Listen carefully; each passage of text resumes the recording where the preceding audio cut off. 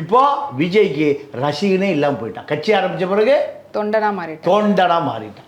Police station ஒவ்வொரு police ஸ்டேஷனுக்கு ஏற்ற மாதிரி தாவேகா அலுவலகம் அமைக்கப்படும், தமிழக வெற்றி கழக அலுவலகம் அமைக்கப்படும். இவன் போலீஸ் ஸ்டேஷன் போனப்ப இங்கே வந்து தான் போலீஸ் ஸ்டேஷன் போவோம். அவங்க அப்போ பண்ணதே இப்போ அதுதான். பெருமாள் ராஜ் ஒரு அதிகாரி, அவரு தான் மைனிங் ஆஃபீஸர்ஸ். அவருக்கு 5000 கோடி ரூபாய் சொத்து இருக்கு. எவ்வளவு? 5000 கோடி. பெருமாள் ராஜ், செல்வராஜ் அவர், இவர் மைனிங்கில், இவர் பத்திரப்பதிவுத்துறை. எவ்வளவு? ஒரு அதிகாரி, கடைநிலை அதிகாரி. அவருக்கு என்ன தெரியுமா இருக்கான்? ஆப்பிரிக்காவில் தங்கச்சுரங்கம் இருக்கான். பொய்யா இருந்தால் வழக்க போடு. அதாவது வெளிச்சம் டிவி திருமாவுக்கு சொந்தமானது. ரவிக்குமார் தலித்துக்களுக்கு ஒதுக்கப்பட்ட அந்த நிதியை முறைகேடு பண்ணியிருக்காரு. பண்ணியிருக்காரு பண்ணலையா? பொய்யில வழக்க போடு ரவிக்குமார், வழக்க போடியா? ஆதாரத்தோடு பண்ணி நான் நிரூபிக்கிறேன். அப்போ சமூக வலைதளங்கள் வந்த பிறகுதான் உண்மைகளை மக்களை போய் சேருகிறது.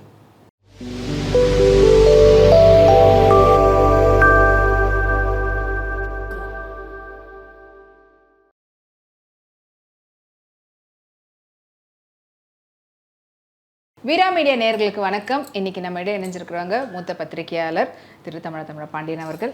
வணக்கம். படம் ரிலீஸ் ஆச்சு அப்படின்னா ரசிகர்கள் கொண்டாடுவாங்க. ஆனால் இப்போ வந்திருக்கக்கூடிய இந்த ஜனநாயகன் படத்துக்கு தியேட்டரில் போய் அமைச்சர்களாக உட்காந்துட்டு இருக்கிறாங்க. அதுலேயும் வேற அந்த படத்தை பார்த்துட்டு கண்ணீரும் கம்பளமாக இருக்கக்கூடிய அந்த காட்சிகளை வந்து பார்க்க முடிஞ்சது. இது எப்படி எடுத்துக்கிறது? தமிழ்நாட்டை பொறுத்தவரை அரசியல் பாதிப்பு மிக மிக குறைவு. அரசியல், நாம் ஆளப்படுகிற அரசியல் எதுவென்றே தெரியாது. அது 200 ரூபாய்க்கு விலைக்கு கிடைக்கக்கூடிய மிக எளிதான பொருள், விற்கப்படக்கூடிய ஒரு பொருள். இதை மீட்டெடுக்கக்கூடிய தலைவர்கள் காமராஜ், கக்கன், ஜீவா, பெரியார் போன்றவர்கள் எல்லாருடைய வரலாறுகள் எல்லாம் 70களோடு முடிஞ்சு போச்சு. நான் கண்ணால் கண்ட காட்சி, சிறுவனாக இருக்கிற பொழுது 77 தான் எம்ஜிஆர் முதலமைச்சர் ஆகிறார். 77க்கு முன்பு வரை சினிமா நடிப்பார், எம்ஜிஆர் படம் வரும். அப்போ திமுக உடையில், திமுகவோடு இருக்கார். ஒரு படம் ரிலீஸ் ஆகுதுன்னா, எம்ஜிஆர் படம் ரிலீஸ் ஆகுதுன்னா, முதல் டிக்கெட் வாங்குறவர்களுக்கு ஒரு அரை பவுன் மோதிரத்தை அந்த டிக்கெட் கொடுக்குறவங்க மாட்டி விட்டுருவோம். நிஜமாக. அப்போது இதுதான் அது ஒரு படத்தில் ரஜினியும் கவுண்டமணியும் கூட அது உண்மையான சீன் எடுத்தது தான். அப்படியா? இதுக்கு என்ன பண்ணுவாங்கன்னா, காலையில் 10 மணி ஷோ ஆரம்பிக்கும். இரவு காட்சி அந்த தியேட்டரில் 6 மணி ஷோ ஒன்று நடக்கும். இரவு காட்சி 9:30 மணி ஷோ ஒன்று நடக்கும். அதை டிக்கெட் கொடுத்து முடிச்சிடுவான். முடித்த பிறகு அந்த டிக்கெட் கவுண்டர் ஒரு 100 பேர் மட்டுமே அப்படியே நெருக்கிட்டு போகிற மாதிரி தான், ஒரு 100 பேர் போகிற மாதிரி ஒரு நீளமான செவர், மேலேயும் செவர். அவன் போய் திரும்பி மறுபடியும் 100 பேர் ஒரு ஆள் மட்டுமே வரக்கூடிய அளவுக்கு ஒரு சுவர். அதிலிருந்து வெளியே போய் தான் டிக்கெட் வாங்கி தான் தியேட்டருக்குள்ளே போகணும். இந்த சுவருக்கு முன்னால் இரவு 9 மணிக்கு வந்து படுத்துருவான். நைட்டே படுத்துருவான். முதல் டிக்கெட் வாங்கிட்டு, முதல் மோதிரம் வாங்கிட்டு, முதல்ல போய் சினிமா பார்க்கணும் என்பதற்காக முதல் நாள் இரவே படுத்துருவான். அப்போ அவனுக்கு சாப்பாடு அங்கே தான், சாக்கடை ஒட்டி இருக்கும். இந்த தியேட்டர் வாசல், டிக்கெட் கவுண்டர் எங்கே எப்படி இருக்கும்? சாக்கடையை ஒட்டி இருக்கும். ஒரு நீளமான சாக்கடை ஒட்டி இருக்கும். ஒரு 200 பேர் அங்கே படுத்திருப்பான். எவ்வளோ பேர்? 200 பேர் படுத்திருப்பான். இரவு அவனுக்கு உணவு சாப்பிட மாட்டான். ஏன்னா காலையில் 10 மணி வரைக்கும் அவன் அந்த இடத்த விடவே கூடாது. விட்டா டிக்கெட் வாங்கியே ஆகணும். மோதிரம் போயிடும். அப்போது முதல் டிக்கெட் வாங்கினவனுக்கு மோதிரம் போயிடும். 2வது டிக்கெட் வாங்குறவன் எப்படியாவது படத்தை பார்த்துடணும். 40 பைசா தான் டிக்கெட். அப்போ நான் சொல்லுறது 70 காலகட்டத்தில் வெறும் 40 பைசா தான் டிக்கெட். 40 பைசாவுக்கு பெஞ்சு போட்டிருப்பான். 60 பைசாவுக்கு பெஞ்சு போட்டிருப்பான். 80 பைசாவுக்கு பின்னாடி சேர் போட்டிருப்பான். மர சேர் தான். இந்த மாதிரி குஷன் எல்லாம் கிடையாது, மர சேர். அப்போது 80 பைசா, 1 ரூபா 10 பைசா, 1 ரூபா 20 பைசா, 1 ரூபா 2 ரூபா, இதுதான் டிக்கெட். அப்போது அந்த தியேட்டர் நிறைந்த காட்சி. 10 மணி காட்சி, மேட்னி 2 மணிக்கு, 6 மணி காட்சி, இரவு 10 மணி காட்சி, 4 காட்சி நடக்கும். 4 காட்சி ஹவுஸ்ஃபுல்லாக இருக்கும். இதுதான் அன்றைய எம்ஜிஆர் படம். அப்போது இந்த திரைப்பட கருத்து தான் மக்கள்கிட்ட போயிடுச்சு. நல்லவனா சினிமாவில் தான் பார்க்குறான், நிஜ வாழ்க்கையில் நல்லவனை பார்க்கவே முடியறதில்லை. நல்ல தலைவனை, நல்ல வழிகாட்டியை யாரும் பார்க்கவே முடியறதில்லை. எல்லாம் இந்த திராவிட முன்னேற்ற கழகம் வந்த பிறகு அத்தனை பேரும் இந்த மக்களை ஏமாற்றி சாப்பிடுகிற அத்தனை பேருமே சமூக விரோதிகள் தான். பச்சையாக சொல்லணும்னா சமூக விரோதிகள் தான். நீங்கள் கரை வேண்டி கட்டிக்குவான் போலீஸ் ஸ்டேஷனுக்கு போகிறக்கு, பார்த்தோன்னே அவனுக்கு தெரியணும். போலீஸ் ஸ்டேஷனுக்கு எதுக்கு போகிறான்? ஒரு குற்றவாளியை மீட்டு கொண்டு வருவதற்கு. ஏங்க நம்ம வேண்டி வருங்க, நான் வட்ட செயலாளர் வண்டு முருகன், இவரை விட்டுருங்க, அவன் ஒரு குற்றவாளி. குற்றவாளியை மீட்பதற்கு தான் இந்த அரசியல் கட்சி பயன்பட்டது. திமுக, அண்ணா திமுக 2 பேரும் பயன்பட்டான். அவன் கோர்ட்டில் குற்றவாளி கொண்டு கோர்ட்டில் ஒப்படைக்கவே முடியாது. ஸ்டேஷன்லேயே பேசி வெளியே கூட்டு வந்துடுவான். 5000 வாங்கி இவன் ஒரு 3000 எடுத்துக்குவான். ஸ்டேஷனுக்கு 2000 இதெல்லாம் பிரித்து வச்சுக்க. எஃப்ஐஆர்லாம் போடுறதே இல்லை. அப்போ குற்றவாளிகள் உருவாகிற இடம் எங்கே? போலீஸ் ஸ்டேஷனில். குற்றவாளியை உருவாக்குற ஆளாரு? இந்த கட்சிக்கு அரசியல்வாதி. இதுதான் எப்போ இருந்த அரசியல். 70களுக்கு பின்னாடி இந்த அரசியல் அதிகாரம் வேண்டும் என்பதற்காகத்தான் அவன் கட்சியில் போய் சேர்றான். அதிகார பலம் வேணும் என்பதற்காக. இப்போ இந்த விஜய் வந்த பிறகு கிளை செயலாளர், ஒன்றிய செயலாளர், நகர செயலாளர், இப்படி யாருமே இல்லை, எந்த பயலுமே இல்லை. இப்போ அமைப்பே இல்லாமல் மக்கள் பூரா விசில உடைச்சு விட்டான் அந்த பட்டனை. ஏன்? இந்த குற்றவாளிகள் மீது உள்ள கோபம். யார்? எந்த குற்றவாளி? திமுக, அண்ணா திமுக குற்றவாளிகள் மீது உள்ள கோபம். இப்போ ஜனநாயகன் படம் வந்திருக்கு. இந்த வெற்றியை அவன் மந்திரி கொண்டாடணும். கொண்டாடலைன்னா மந்திரி எந்திரி ஆயிடுவார். அவர்களுக்கு தெரியும். இப்போ இன்னொரு பெரிய விஷயம் என்னென்னா, எந்த ரசிகனும் சினிமா தியேட்டருக்கு போகல. முதல்ல ரசிகன் தான் இப்போ தலைவன் ஆன பிறகு புது வரவான ரசிகன் எவனுமே சினிமா தியேட்டருக்கே போல. எல்லாம் வெள்ளை வேட்டி வெள்ளை சட்டை தான் இருக்கான். பார்த்தீங்களா இல்லையா? கட்சிக்காரவங்களா. இப்போ விஜய்க்கு ரசிகனே இல்லாமல் போயிட்டான். கட்சி ஆரம்பித்த பிறகு தொண்டனா மாறிட்டான். இந்த தொண்டை எப்படி இருப்பான்? அரசியல் மயப்படுத்தப்பட்டு என்ன நடந்தது? திராவிட இயக்கம் ஆரம்பிக்கும் என்ன சொன்னேன்? போலீஸ் ஸ்டேஷனுக்கு கட்ட பஞ்சாயத்து பண்ணுறதுக்கு போலீஸ் ஸ்டேஷன் நேரம் ஏற்ற மாதிரி ஆஃபீஸ் போட்டுருவான். போலீஸ் ஸ்டேஷன் ஒவ்வொரு போலீஸ் ஸ்டேஷனுக்கு ஏற்ற மாதிரி தாவேக அலுவலகம் அமைக்கப்படும். தமிழக வெற்றி கழக அலுவலகம் அமைக்கப்படும். இவன் போலீஸ் ஸ்டேஷன் போகிறப்ப இங்கே வந்து தான் போலீஸ் ஸ்டேஷனுக்கு போவோம். அவங்க அப்போ பண்ணதே இப்போ அதுதான். நீங்கள் இப்போ 3 அதிகாரிகள், Saikumar chief secretary, Vijayakumar industry secretary, Senthilkumar தமிழக முதலமைச்சருடைய நம்பர் 1 செக்ரட்டரி. இவர் கூப்பிட்டா 32 எஸ்பி, 32 கலெக்டர் அலறணும். ஏன்? CM office phone. எங்கே? எந்த ஃபோனு?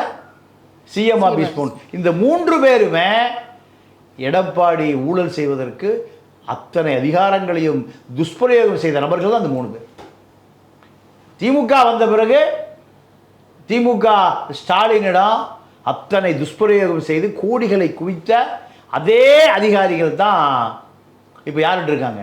தாவேகா கிட்ட. குமார் கியூப், குமார் சேன், பெருமாள் ராஜ் ஒரு அதிகாரி, அவர் தான் மைனிங் ஆஃபீஸர்ஸ். அவருக்கு 5000 கோடி ரூபாய் சொத்து இருக்கு. எவ்வளவு? 5000 கோடி. பெருமாள் ராஜ். செல்வராஜ் இவர் மைனிங்கில், இவர் பத்திரப்பதிவுத்துறை. 2 பேரும்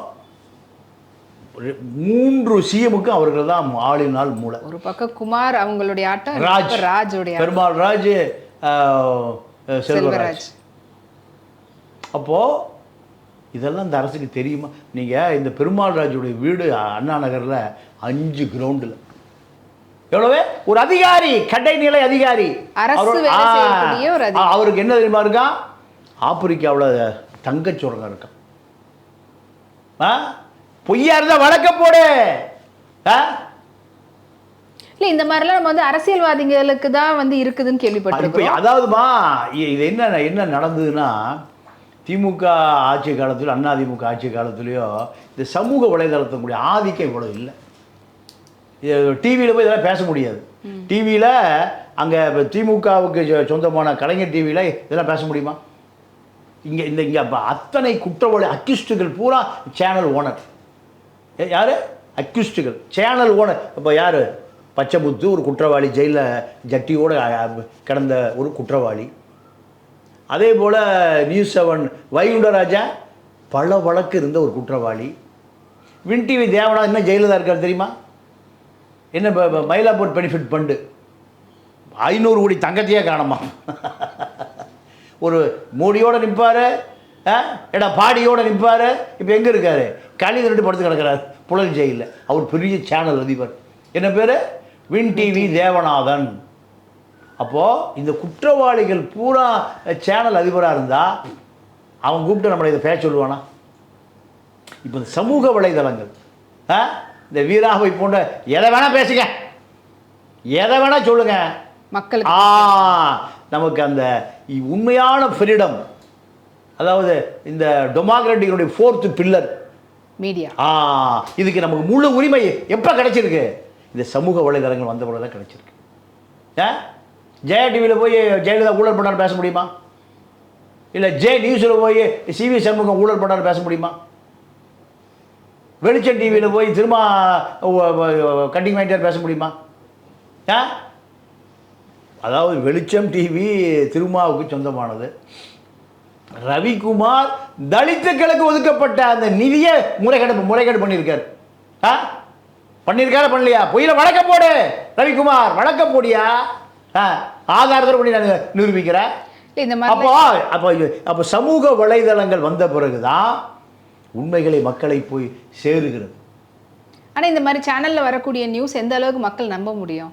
இல்லைம்மா, அதாவது எப்பொருள் யார் யார் வாய் கேட்பினும் அப்பொருள் மெய்ப்பொருள். பெரியார் அதான் சொல்லுவார். நான் சொல்கிறேன்னு ஏற்றுக்காதையா, உன்னுடைய பட்ட அறிவுக்கு நீ எல்லாம் பாரு, இது தப்பு சரின்னு பாரு.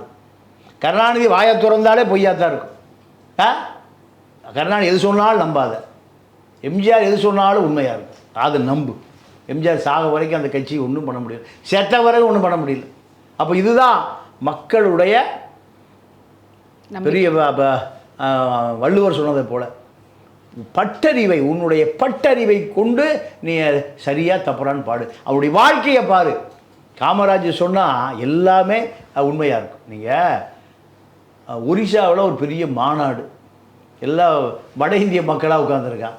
காமராஜர் பேச தட்டா கை தட்டிகிட்டே இருக்கான். இவர் என்ன இதில் பேசுகிறாரு? தமிழில் பேசுகிறாரு. அவன் பூரா வட இந்திய மக்கள். அப்போ நிருபர் கேட்குறா, ஐயோ அவர் என்ன பேச கை தட்டுற? எது பேசுனாலும் சரியாக இருக்குமையா.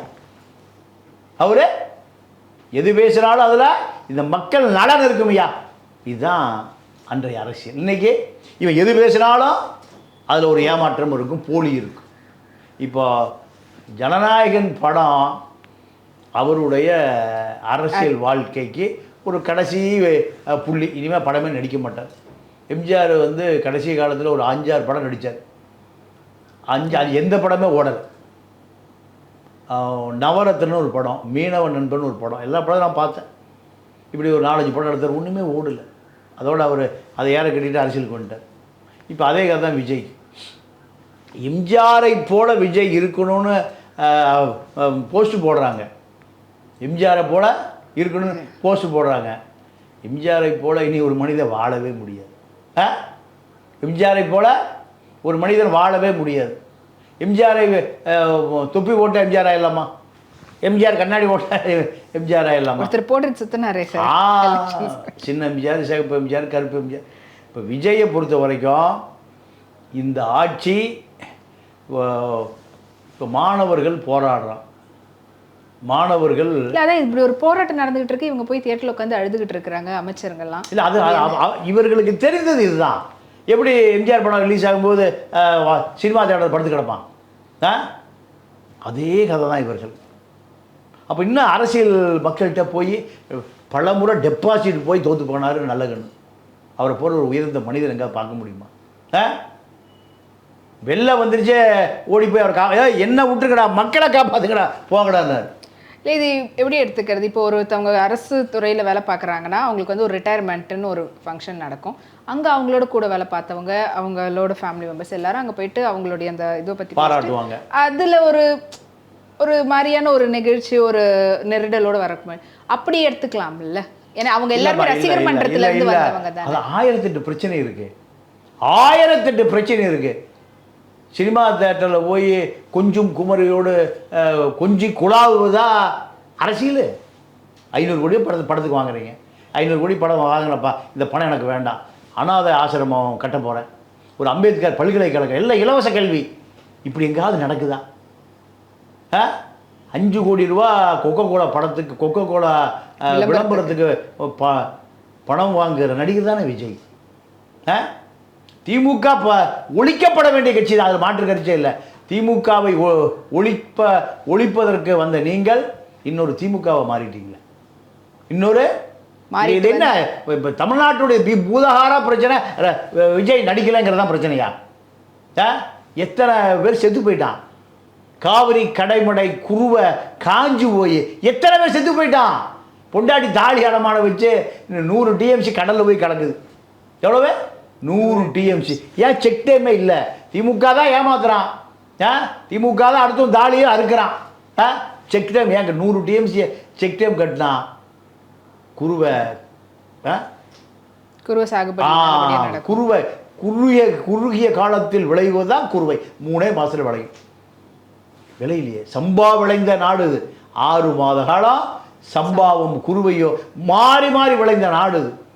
இப்போ குருவை 3 மாதத்துலையே புழுதி விதைக்கிறான். முதல்ல நாற்று போவான். நானும் ஒரு விவசாயம், எனக்கு 3 ஏக்கரா என் பேர்லேயே இருக்குது.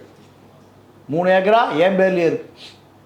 அதாவது வயலில் நாற்றங்கால்னு ஒன்று இருக்கும், அதில் நாற்றை பாவி அதை வளர விட்டு பறித்து ஒவ்வொன்றா நடுவான். நாற்றங்காலிருந்து நாற்றை பறித்து எல்லாமே 1 ஏக்கரா 2 ஏக்கரா நடுவான். இப்போ அதெல்லாம் இல்லை. என்ன பண்ணுறான்? புழுதியாக வச்சு விட்டு மழை பெஞ்சா அப்படியே விளையுது. அதுவும் விளைவு. ஏன்னா நாற்றங்கால் நாற்றுப்பாவி நாற்று நட்டால் மகசூல் அதிகமாக இருக்கும். தண்ணி இல்லை, அப்போ என்ன பண்ணுவான்? புழுதியாக விளைச்சு விட்றான், அதுவும் விளைய மாட்டேங்குது. அதாவது வான் பெய்ய மறுத்தாலும் தான் பெய்யும் காவிரின்னு சொல்கிறோம். அந்த காவிரி கருகி போச்சாயா? இந்த திராவிட இயக்கத்தை ஆரம்பித்த காலத்தில் தினந்தோறும் பங்கீடு. காவிரியில் கடைமடை விவசாயி கேட்காம 3 டேம் கட்டியிருக்கான் திராவிட இயக்கத்தின் காலத்தில் தான் 3 டேம், கபினி, ஹேமாவதி, சாரங்கி. இப்போ கடைசியாக ஒரு சொட்டு நீர் கூட தமிழ்நாடு கூடக்கூடாதுன்னு மேகதாது அணை கட்டுறான். எந்த போராட்டமும் ஆர்ப்பாட்டமும் இல்லையே. ஜனநாயகனை பார்த்து அழுகிறான். அப்போது எவ்வளவு கேவலமானவன் இந்த தமிழன், எவ்வளவு மட்டமானவன் தமிழன், எவ்வளவு தற்குறிகள் தமிழன். உலகத்தில் ஒரு இனம் அழிஞ்சு போச்சு கண்ணுக்கு முன்னே. 5 லட்சம் மக்கள் செத்து போயிட்டான். அவனுக்கு நாதியே இல்லை. 8 கோடி பேர் இவன் சொத்தால் அடித்த பிண்டமாக இருக்கான். சோத்தை சாப்பிட்டு செத்து போகிறான். வேறு இவனுக்கு என்ன ஏதாவது இந்த மக்களுக்கு உரிமை கிடைச்சிருக்கா?